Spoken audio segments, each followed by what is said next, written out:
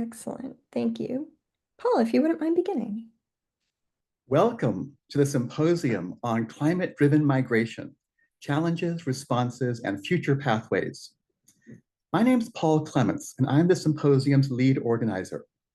This symposium is a project of the Climate Change Working Group at Western Michigan University, with global partners, the Global Center for Climate Mobility, and the Platform on Disaster Displacement. I'd like to begin with a few words of welcome from the president of Western Michigan University, Russ Cavalhuna. Hi, I'm Russ Cavalhuna, president of Western Michigan University. It is my pleasure to welcome you to the university's symposium on climate-driven migration, challenges, responses, and future pathways. Western Michigan University empowers students with holistic, experience-driven learning, equipping them for meaningful careers and fulfilled lives. We are also proud to be sustainability guided in our decisions. We serve our communities by discovering transformational solutions, being environmentally and financially responsible, all while improving the quality of life for current and future generations. And when I say our communities, I mean communities around the world. WMU is proud to host students from nearly 100 countries. So we understand how sustainability work must be a global effort. Our interconnectedness is particularly clear with climate change.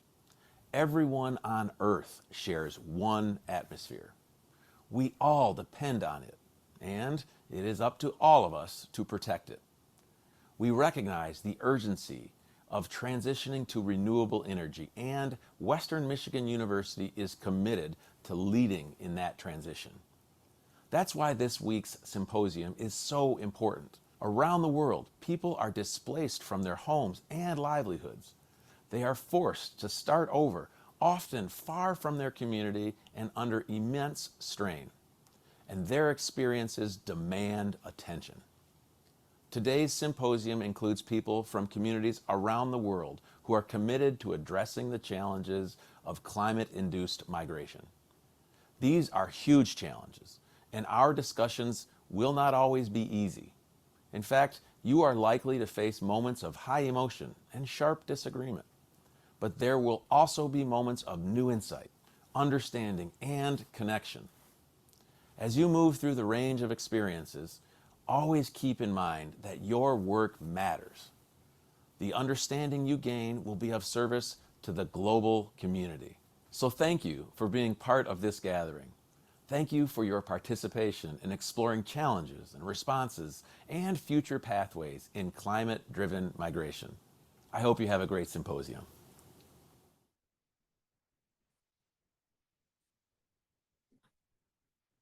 Thank you, President Cavalhuna. The climate crisis is one of the greatest threats facing humanity. It is causing and will cause enormous social disruptions, and to address its challenges is requiring and will require unprecedented international cooperation. This cooperation must be carried out on the basis of climate justice. It must incorporate developed countries' responsibility for generating most of the greenhouse gases that pollute our shared environment. And it must prioritize support for the climate crisis's most vulnerable victims. It particularly must prioritize support for people who are displaced from their homes and livelihoods by effects of climate change. And this is the topic of today's symposium. Over the next 3 days, we will hear considerable evidence that the international community is waking up to the challenge of climate migration, but that it has only begun to respond programmatically. Financial resources are, of course, essential, and we know that today they are nowhere near sufficient. Providing the essential financial resources is not a matter of charity. It is central to climate justice. But as much as financial resources are needed, so are institutional capacities for restoring the well-being of climate-displaced persons, not only effectively, but with processes that fully respect these persons' human dignity. It is this enormous institutional challenge that we will be grappling with over the next 3 days. On a more practical note, over these 3 days, more than 100 people who have devoted a significant part of their professional lives to areas related to this challenge will share their insights as speakers on panels and as keynote speakers. In order to identify the speakers and panels with which you'd like to engage, please find the speakers' bios and abstracts on the symposium website.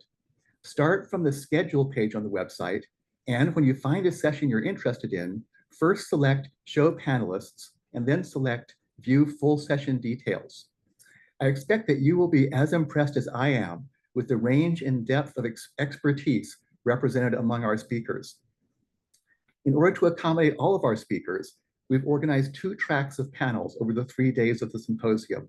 So there will normally be 2 panels ongoing at any time. To select the panels you'd like to attend and to organize your schedule, it may be helpful to download the PDF version of the schedule, also available on the website's schedule page.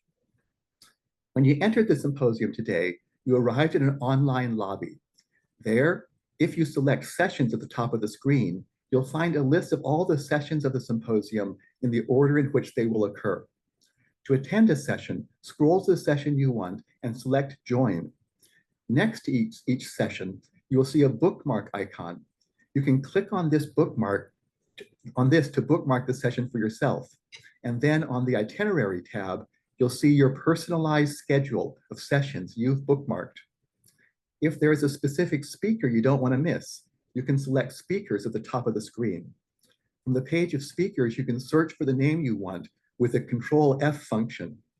If you select their name, you will come to a screen that allows you to join their session at the appropriate time, of course. There are other functions on the website that may also be helpful. In order to navigate the symposium most effectively, please plan to take a few minutes to explore the screens for lobby, sessions, and speakers. In case you miss a session, most of our speakers have agreed to have their sessions recorded. Recorded sessions will be available on the symposium website soon after the symposium is completed. During each panel, after all the panelists have spoken, participants will have the opportunity to ask questions and to offer comments. Please plan to use the Q&A function on your screen and to write your questions or comments. In some panels, the moderator may encourage you to use the raise hand function, and if called on, you'll be able to speak your question or comment. Please wait for instructions from the moderator. Some panels may not have enough time to include all questions and comments. Please accept our apologies if yours is not selected. Also, please note that networking opportunities have been organized on selected topics from 6 to 7 p.m. this evening and from 12:30 to 2 p.m. tomorrow, like the rest of the schedule on US Eastern Time. Please check the schedule for topics, as these networking sessions will allow for more open discussion. We're fortunate to have speakers from many countries all around the world, but this also raises logistical challenges. You may have noticed our program goes to 7 p.m. US Eastern Time tonight, then from 6 a.m. to 10 p.m. tomorrow, and starts again at 6 a.m. on Wednesday. This timing is because we have speakers and attendees in time zones all around the world, and there's no time window that is ideal for all time zones.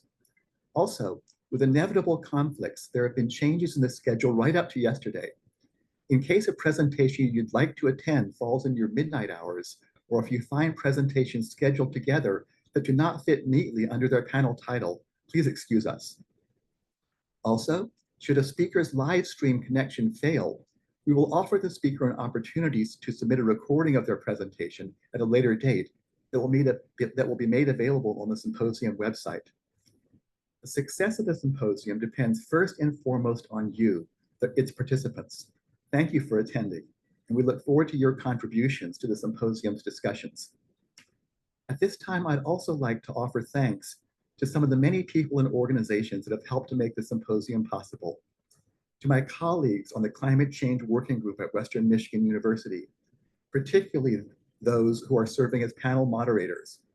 To our global partner, the Global Center for Climate Mobility, particularly to those personnel who are also serving as panel moderators. And to our second global partner, the Platform on Disaster Displacement. To our sponsors, the Michigan Climate Action Network, the Kalamazoo Climate Crisis Coalition, and sponsors at Western Michigan University, the Climate Change Working Group, the Office for Sustainability, the College of Arts and Sciences, and the Political Science Department, and to members of our coordinating committee, Kathy Seeberger and Tim Kasten, and participating on our coordinating committee from the Global Center for Climate Mobility, Andrea Milan, Estela Aragon, and Chiamaka Akpuagwu. To three people who participated in the gestation of the idea for the symposium, Jay Parsons, Marian Palmer, and Herb Bairstock. To three of the many people, far too many to name here, who helped with global outreach to speakers and participants, Jocelyn Perry, Steve Mirren, and Lorenza Guadagno. To our keynote speakers, to all the speakers on our panels, and to hosts of our networking sessions. To our website designer who kept making requested changes at least through yesterday, Jordan Roberts with Visual Division.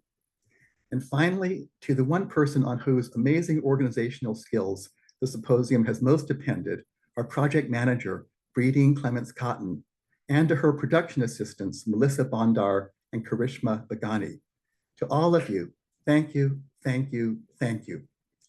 Now, to introduce some of the symposium's main themes and to offer some context, I'd like to turn the screen over to the Deputy Managing Director of our global partner, the Global Center for Climate Mobility, Sarah Rosengartner. Thank you. Thank you, Paul, and thank you at Western Michigan University.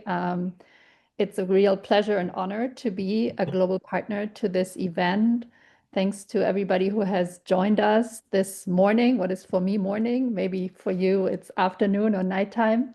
Thanks for joining us in this effort over the next days to discuss, debate, exchange ideas, learn from each other.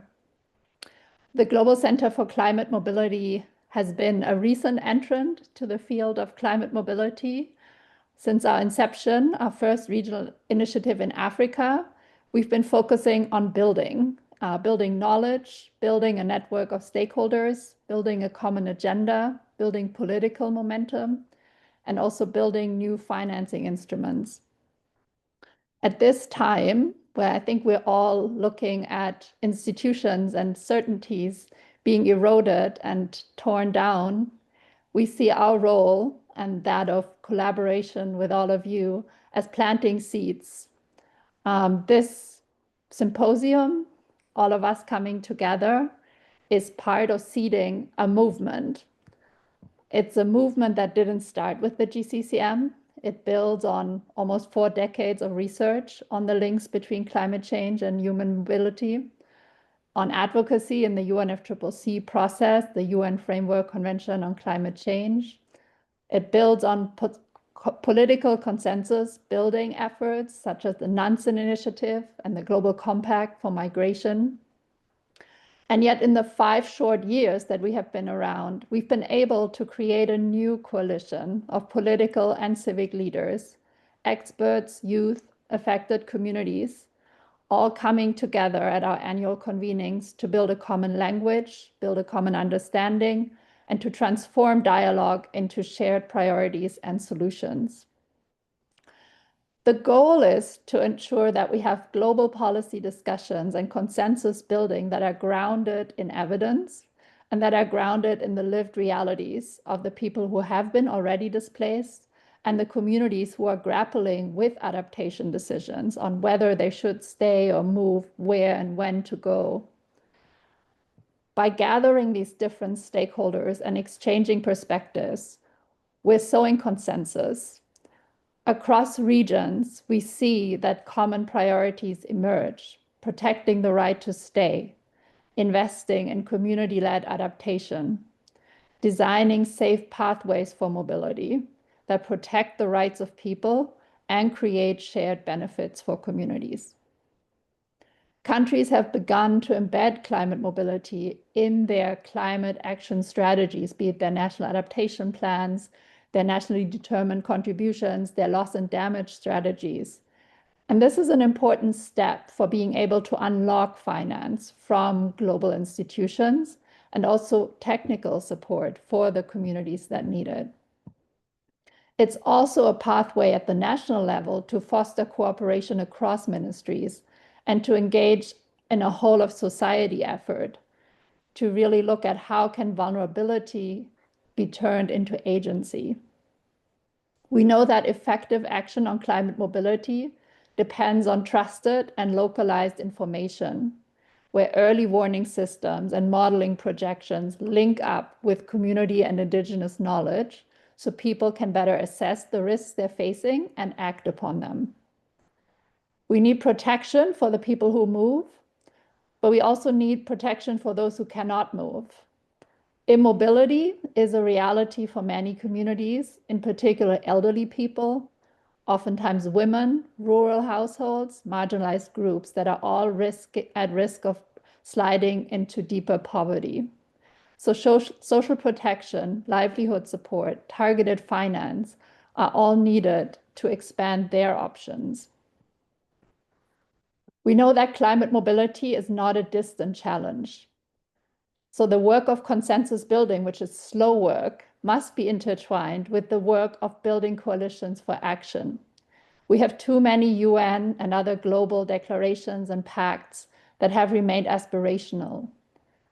A huge part of our collective work is to make sure that those people who can actually deliver the institutions that you mentioned, Paul, that need to be on the ground to cater to people's needs, to mediate conflicts in society, that those institutions are alert to the challenges that are on the horizon. That means amplifying the voices and the visibility of those who are already affected. It means also engaging in storytelling so that the realities of climate mobility resonate with people that are beyond the circle of those who are already concerned and who are hopefully with us today. Ultimately, climate mobility is about our ability as a human species, as people in communities across the world, to make our home on a changing planet. It's of concern to all of us. Our home is about a physical place, but it's also about our identity, it's about our community, it's about our culture and heritage. And those are all the seeds of our agency. So I hope in these days together, we can identify more seeds that we can plant together, be it seeds of resilience for communities that are, as we call them, on the front lines, seeds of innovation by looking at new partnerships and how we can support future leadership in this space, and seeds of solidarity and justice by ensuring that those who are least responsible for causing the climate crisis do not have to shoulder the greatest burden. I look forward to discussions with all of you, to engaging in deliberation and to hearing about experiences from all over the world, as you mentioned, Paul. And again, we're very grateful to have the opportunity to partner with you and to be part of this global conversation. So thank you again, and I wish you all a fruitful day of deliberations.